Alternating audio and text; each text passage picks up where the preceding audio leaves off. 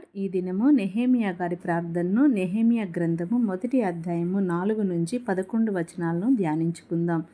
ఆకాశమందున్న దేవా, యెహోవా, భయంకరుడైన గొప్ప దేవా, నిన్ను ప్రేమించి నీ ఆజ్ఞలను అనుసరించి నడుచుకుని వారిని కటాక్షించి వారితో నిబంధనను స్థిరపరచువాడా, నీ చెవియొగ్గి నీ నేత్రములను తెరచి నీ సన్నిధిన దివారాత్రము నీ దాసులైన ఇశ్రాయేలు పక్షముగా నేను చేయు ప్రార్థన అంగీకరించుము.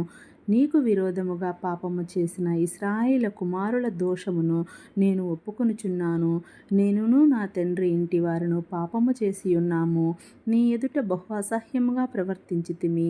నీ సేవకుడైన మోషే చేత నీవు నిర్ణయించిన ఆజ్ఞలైనను కట్టడలైనను విధులనైనను మేము గైకొనకపోతిమి. నీ సేవకుడైన మోషేతో నీవు సెలవిచ్చిన మాటను జ్ఞాపకము తెచ్చుకొనుము.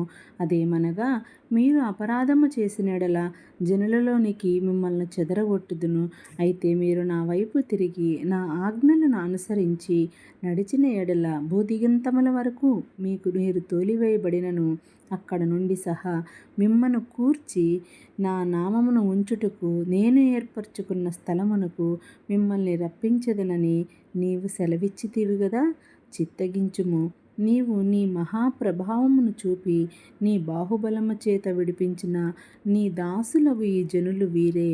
యెహోవా, చెవియొగ్గి నీ దాసుడైన నా మొరను, నీ నామమును భయభక్తులతో గణపరచుటయందు ఆనందించు నీ దాసుల మొరను ఆలకించి ఈ దినమందు నీ దాసుని ఆలోచన సఫలపరిచి ఈ మనుష్యుడు నా యందు దయచూపునట్లు అనుగ్రహించమని నిన్ను బ్రతిమాలుకొనుచున్నాను అని ప్రార్థించితిని.